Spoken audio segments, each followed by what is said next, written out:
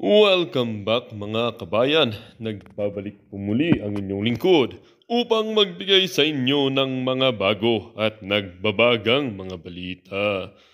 Wala nang kawala itong virus ng Senado na si Riza Hontivirus sa hagupit ng taong bayan dahil umano sa kanyang mga kabalbalan na pinaggagawa niya sa ating bayan na Pilipinas at lalong-lalo na sa ating taong bayan. Mga mas testigong binayaran umano nitong virus ng Senado na ito na si Riza Hontivirus ay tumalikod na virus na ito at siya na umano ang kinakalaban ng mga testigong kanyang mga binayaran. Tila ba hindi na tumitigil ang ating kapulisan at ating alagad ng batas sa pagtutugis dito sa virus ng Senado na ito upang maikulong na at mabulok sa kahihimas ng malamig na rehas sa Bilibid Prison o di kaya sa munting lupa. Dahil nga umano sa kadahilan ng wala ng mga testigong nitong virus na ito at tinalikuran siya at hindi maiwasan nitong virus ng Senado na ito na magwala sa loob ng Senado at sa loob ng Kamara. Ngunit kahit ganito ang nangyari sa virus ng Senado na ito, nagwala din sa takot dahil wala na nga siyang kasama at sumusuporta sa kanya. Tila ba si Kuting ng Norte na kanyang kabit ang nag-iisang sumusuporta sa kanya dahil alam nyo na. Well, para nga sa buong impormasyon ay panoorin ang buong video at kung bago ka pa lamang sa aking channel, huwag kakalimutang mag-subscribe, pindutin ang notification bell at piliin ang all upang laging maging updated sa mga bago at nagbabagang mga balita. At para naman sa ating solid viewers natin dyan, maraming salamat po sa patuloy na pagtangkilik sa ating channel. Tuloy lang po ang laban para sa katotohanan at para sa kinabukasan ng ating bansang Pilipinas. Ng ating vlogs, Badong Aratiles po. Pag-uusapan natin ngayon, ito po, no, nagkantahan na po ang mga nabayaran di umano ni Nino, no? Dalawa po yung nakita natin in-interview dito sa SMNI. Si Nino pala yung nagbayad sa kanila, hindi yung kabaliktaran, no? Okay, pag-usapan din po natin, ito pong si Senator Amy ay nagpahayag na po na susuportahan niya si Senator Robin Hood Padilla para labanan po yung contempt laban dito kay Pastor Apollo Quiboloy. Dahil po dyan, siyempre, ano po yung mangyayari sa Senado, yun nga po yung actually kagagawan to lahat ni Risa Hontiveros, no, kung sakali magkahiyaan sila mga senador, dahil po yan sa tingin natin na pagka-grandstanding gustong magpasikat nito ni Risa Hontiveros. No, ito po ini-interview na po yung mga may katamaran din at saka talagang alam niyo po yun, gagawa rin lang ng kalokohan. Mismo, kita nyo, ang dali pong matukoy. Yung dalawa pong in-interview niya na napanood ko, dalawang interview. Yung isa, ganito katwiran niya, kaya siya kumanta. Kaya siya nagpahayag kasi pinagagalitan siya ng pamilya niya. No? Bakit sikat na sikat ka? Sumikat sila dahil doon nga sa kinalat eh. Hindi naman daw nila akalain yun. Actually, alam nilang mali yung ginagawa nila kasi nagsisinungaling sila, tinuruan sila, di ba? Yung kung sa taga-saan sila. Tapos dapat malayo para siguro yung hinakot pa sila, parang ganun yung dating sa tao, di ba? Kaya lang, una, wala talagang ano no, magtatanim rin lang ng mga peking rallyista doon pa mismo sa mga tambay. Marami po kasing tambay dyan, bandar yan sa Liwasang Bonifacio. Sa mga hindi po nakakaalam kung saan yung Liwasang Bonifacio, alam nyo po yung post office, yung main post office, yung nasunog. Yun po, yung meron pong bantayog doon si Bonifacio. Yun po ang tinatawag na Liwasang Bonifacio, no? Doon po kasi pwede ka mag-rally doon. Hindi mo kinakailangan ng permit, no? Doon sa Liwasang Bonifacio na yun. Marami pong tambay doon. Alam nyo naman kung saan may bantayog si Bonifacio, talagang ano yan eh, talagang merong mga nakatambay na masang ano yan eh. Nakakaya talaga kasi ewan ko lang kung kaya sunog po pati yung mga vlogger na napaniwala nito ninyo. Kaya ano no, matagal na natin, 'di ba? Hindi pa lumalabas 'yan, wala pa yung issue ng yan yung mga kailan lang naman nag-rally, noong Lunes lang. Kinakantsawan na natin 'yan, yung mga tambi vloggers, 'di ba? Sabi nga natin, ang galing naman ni ninyo, no? Siya na yung ngayon yung nyo po dito po makikita kung anong uri ng mga vlogger meron eh. Kasi hindi po lahat ng porket pareho kayo na nilalabanan lahat na dapat meron din kayong sense nung ano no yung dinidiscriminate nyo naman kung very obvious naman yung mga sinasabi ni ninyo. Biruin mo yung nagde-deliver siya ng ano ng doon pa lang eh. Tawa na ako ng tawa eh. Ang daming gumamit no nung nagde-deliver ng chiching sa Malacanang. Sabi ko pa paano mangyayari yun? Tapos nasundan pa yan ng may karelasyon daw si BP Sara. Anak ng tinapay naman. Walang katotoran eh. Sabay eto. Nakita ko po yung pagkakaiba eh. Yan po mga miyembro. Kaya plika ko yung ganung mukha, yung present ninyo. Thank you very much muna kay Kuya Kut. 25 pesos na pangkape. Kaya kako, imposible yung ganyang itsura. Alam mo talagang tambay lang sila. Yung isa naman, yung kaso ng isa, yun talaga nagtapat. Yung isa kasi, kaya gusto niyang magsalita ngayon, gusto niyang linisin yung pangalan niya dahil pinagagalitan siya ng pamilya. Sabi siguro ng pamilya, puta, ano ba yung pinagagawa mo? Kalat na yung itsura mo. Ngayon, hiyang-hiya siya ngayon. Connecta pa naman.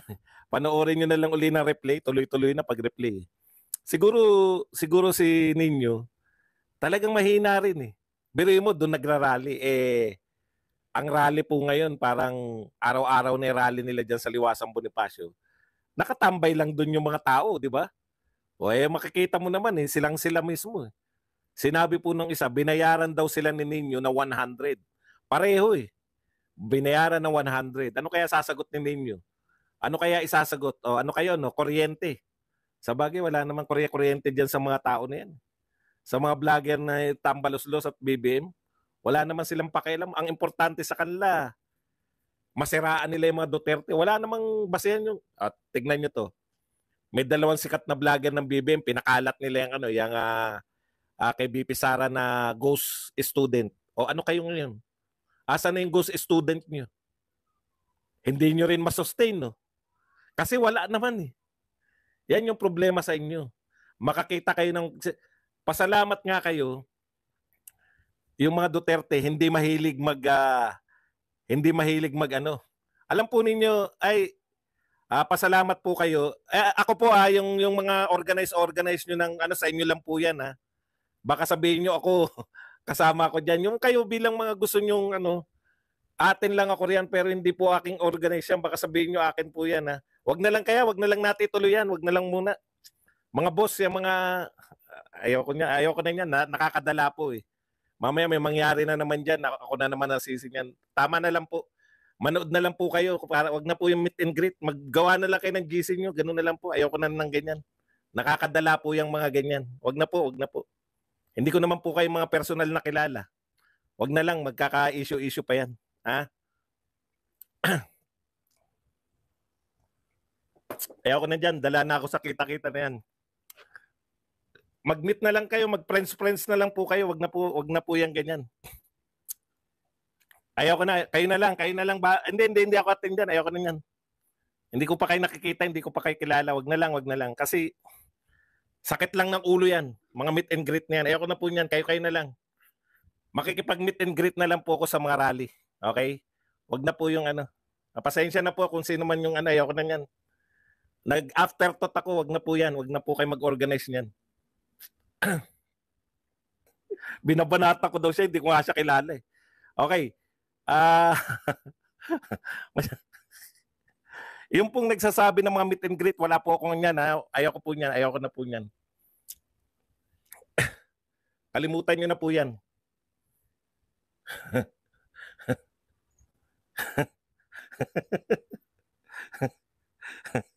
Okay, balik na po tayo. Si Ninyo, yung mga followers po ni Ninyo, ito po ang problema ninyo. Sa mga followers po ni Ninyo, kumanta na. Kumanta na tong mga... Kita nyo, hindi ko siya kilala, akyat dito na binabanatan ko daw siya. Alam nyo, mga nauuto kayo ng mga nagsusulsul sa inyo. Kung sino man yung nagsusulsul sa inyo. Wala akong pinapatulan sa inyo. Hindi ko nga binabanggit yung mga kilala ko eh. Yung mga kilala kong bumabanat sa akin, hindi ko binabanggit dahil ayaw kong pasikatin. No? Hindi po lahat na naninira. Naninira nga sa akin, ayaw kong mabanggit eh. Dahil sisikat pa sila eh. Kaya wag po kayo rito pumunta rito sabihin nyo na sinisiraan ko kayo. I-double check nyo muna. Hindi ko po kayo kilala. Huwag kayong ay mga vlogger. Bumanat lang kayo, vlogger kayo eh. Hindi ko naman kilala, biglang papasok dito na binabanatan ko daw. Yung mga bumabanat nga sa akin eh. Hindi ko binabanatan dahil ayaw kong sumikat, kayo pa. O, balik na po tayo rito.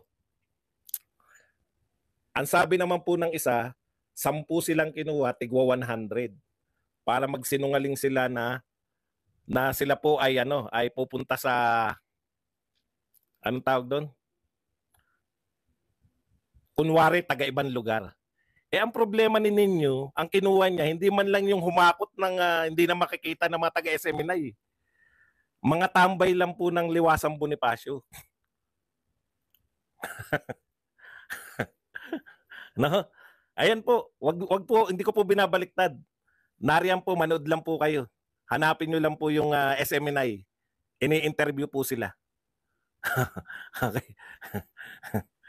Ini-interview po sila sa SMNI.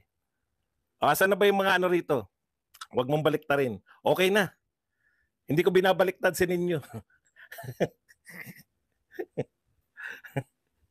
Binaliktad ko ba? Wala akong balak makipagsagutan sa inyo. Okay. Maganda rin yun. May mga tayo, nagpapakitang gila sila lahat. Alam nyo, yung mga bumabana sa inyo, yun yung hamunin nyo. Hindi kayo sisikat dito.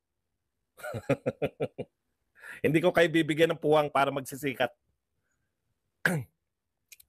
Sininyo dahil sikat yun. Kaya natin binabanatan. Naintindihan nyo? Dapat may level muna kayo ng kasikatan bago ko kayo banatan. Okay? Okay, balik po tayo rito. Kung uto-uto kayo sa nagsasabi na bumabanat ako kung kanino. Okay? Yan. Ngayon, ninyo, bilang source ng kanilang mga vlog. Tanong ko sa inyo, ako kasi nasunog na ako eh. Basta sinabi na ng sikat na vlogger na Pro Duterte, kinukot ko lang eh, di ba? Pero ngayon, nadala na rin ako kasi nakailang sunog yun eh. Nakailang parang ang iniisip ko, baka pinipidan to ng ng mga kalaban. Pinipidan siya ng mga ideya.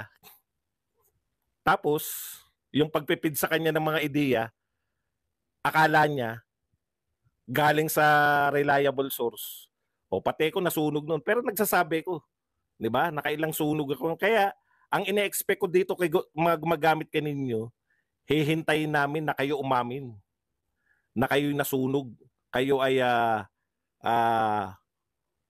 aaminin nyo. Kasi kung hindi nyo aaminin, papalipasin nyo lang. Wala nang maubusan ng tiwala yung mga sa inyo. Yung mga viewers ninyo. Yun yung gusto natin sabihin. Okay. Yung mga natin maraming makukulit ngayon. Pinunterya. Imbis na ako na yan yung problema eh. Gusto nila akong pikunin sa mga kung ano-anong kalokohan na pinagsabi nila. Sila napipikon sa sarili nila. Aakitin ako rito at kala mo kilala ko silang lahat. Hindi ko po kayo kilala. Pasensya na kayo. Hindi rin kayo sikat dito. Huwag niyong babanggitin yung mga pangalan nila. Purpose nila yan para sumikat eh. Diba? Okay, bura lang ng bura. Basta mga nambastos ngayon, burahin nyo kagad. Punta po tayo rito kay Senator Amy. Pinalagan po ni Senator Amy itong pagpaparesto ng komite ni Senator Hontiveros kay Pastor Apollo Kibuloy. Okay, ito po ang problema dito, no? Yung pagkontra ni Robin Padilla dito po sa contempt. So nangangailangan lang po ng 8 senador para po 8 senador lang po para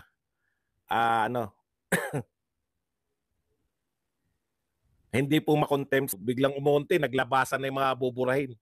Hindi nakaporma eh. May mga sapo.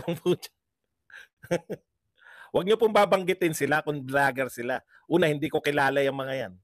Naghanap lang po yan ng kasikatan eh. gusto na nila ma-promote, no? Gustong ma-curious. Hindi po, papanoorin nila maaasar lang kayo. Pero wag niyo nang babanggitin. Kasi gimmick nila yan eh. Paakitin ko raw, papakitin kita, wala naman ako akyatan dito. Ito po ang lalo nagsasalita si Ray Sauntiveros, lalo pong tumatama yung mga pansalag ni Kibuloy, di ba? Kaya hindi atin, ito yung nasa sulat eh, kaya hindi aatin si Ray Sauntiveros dahil kaya hindi atin si Pastor Kibuloy dahil sa simula pa lang guilty na kagad yung hatol ni Ray Sauntiveros. Ito po ang patunay. Babasahin ko sa inyo. Ito po ang sinabi ni Ray Sauntiveros. Senator Ray Sauntiveros has called FBI most wanted and self-proclaimed appointed son of God, Apollo Kibuloy, a scammer for exploiting the sincere faith of his followers to raise millions of pesos following. Ayan. Sabi po ni Ray Sauntiveros, ginagamit ang taus-pusong pananampalataya ng mga tagasunod niya para makalikom ng milyon-milyong pera, pati mga OFW nawawalan ng bahay, makabigay lang sa kanya. Tignan niyo po. Oy, thank you very much kay Gregory na nagbigay sa atin ng 20,000 won. Ito boss, pampalamig boss. Cool ka lang. Ito din ang pampabwisit sa kanila. Galit na galit sila dyan sa kape.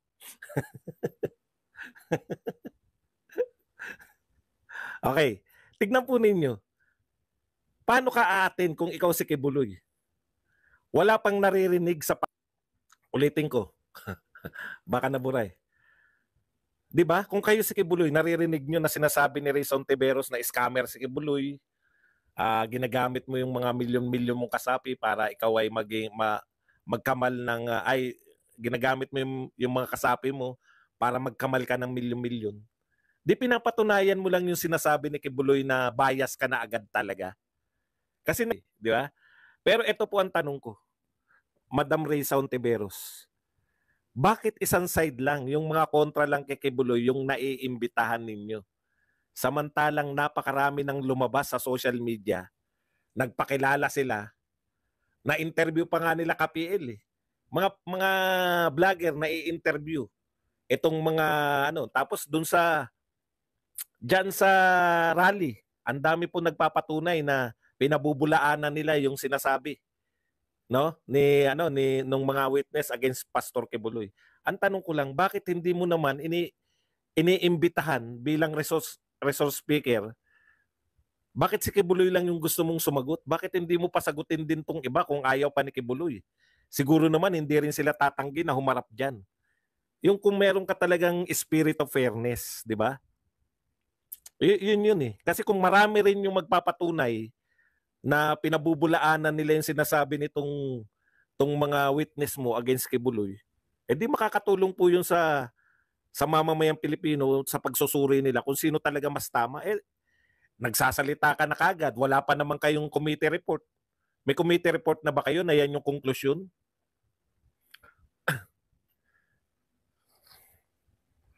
Okay. Isa pa, ang problema natin, may power talaga yung Senado. Ako po, naniniwala na dapat manatili yung power ng Senado for contempt. Kaya lang dahil nga itong ginagawa ni Ray Sauntiveros ay parang hindi naman na makatarungan. Kitang-kita nyo eh. Nagsasalita na siya, nasa gitna pa lang ng hearing, nagsasalita na siya ng mga against kay Kibuloy. Marami naman po nagsasalita na nagpapatunay na false witness yung mga di yun dapat imbitahin niya. Pwede naman nilang isang senador na pumirma na ayaw nilang i-contempt. Yun yung problema nyo pare-pareho. Yung power of contempt ng Senado, nako-question ngayon bigla. Samantalang mga senador din yung kumwestiyon. Hindi naman po ibang tao yun eh. Mga senador. Ako sa tingin ko makakakuha. Lalo na yan. May mga raling ganyan na araw-araw. Kanya-kanyang pressure yan eh. At may power din po yung mga member mo na i-reverse yung contempt mo. Oo nga eh. Siguro balik ako dun sa dati, no? Hindi ko maintindihan. Lumapit nga ako rito sa may source ng ano eh, internet. Okay. Punta po tayo rito sa ano, sa iba pa. Napag-usapan na ba natin to si BP Sara? O speaking po nung mga vlogger, no? Paano po yung ano, hindi ko alam kung napag-usapan na natin yung binibintang na naman nilang bago kay BP Sara, yung Ghost Student. Napag-usapan na ba natin, Ghost Student? Wala pa.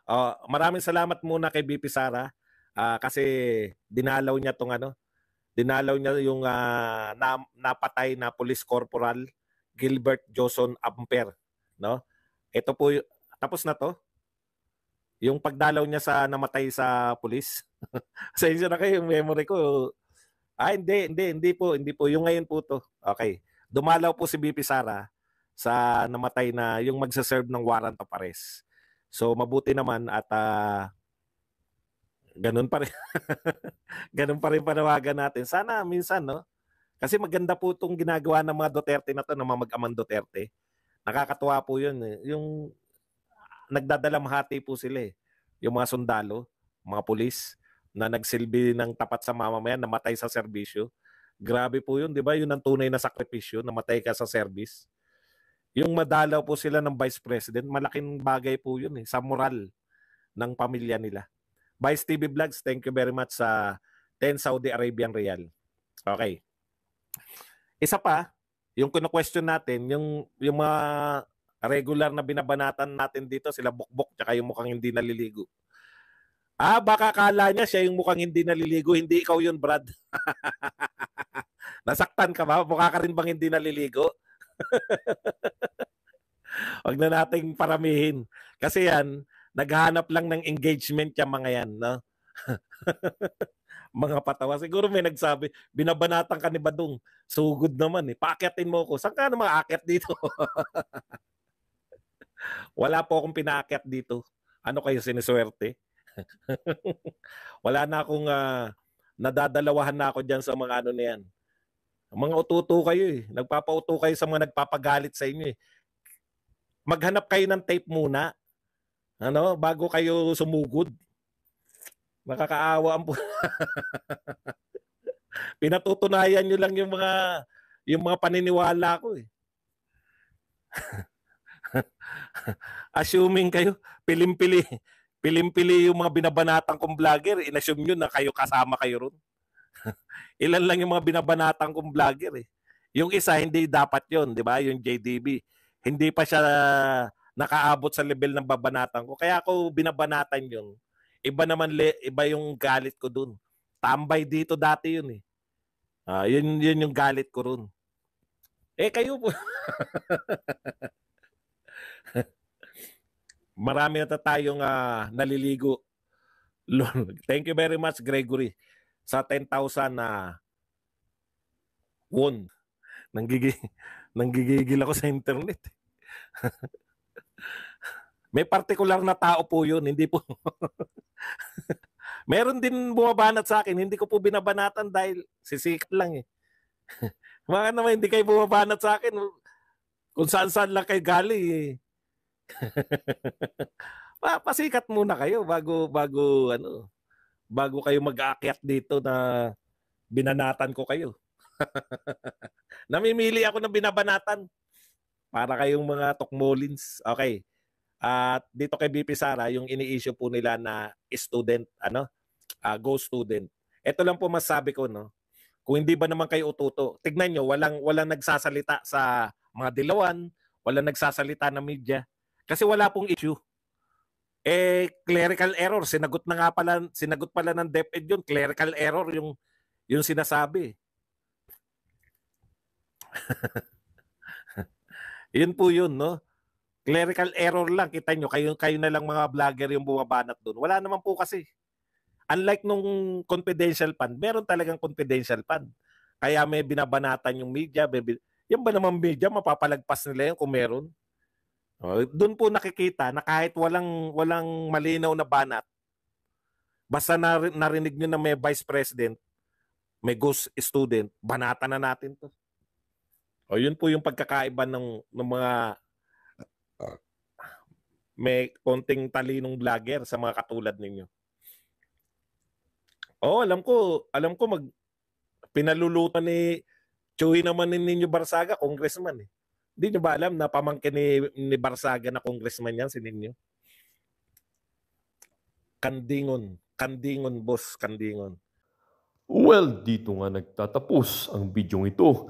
Kayo naman po ang aking tatanungin mga kabayan. Ano naman po ang inyong mga reaksyon sa balitang ito? Ang ating comment section ay bukas para sa inyong mga samot-saming reaksyon at komento. Lagi niyo pong tatandaan na bilang isang mamamayan ng bansang Pilipinas at bilang isang butante at bilang isang matapat na mamamayan na nagbabayad ng buwis dito sa bansang ito ay kailangan din natin magsalita at mag-react.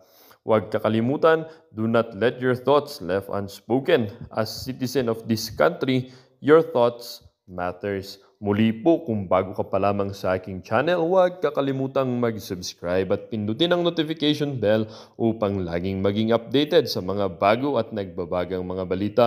Huwag din kakalimutang mag-iwan ng like at i-share ang bidyong ito upang ang inyong pamilya, kaibigan at kakilala ay maging aware din sila sa kung anong nangyayari sa ating pinakamamahal na bansang Pilipinas.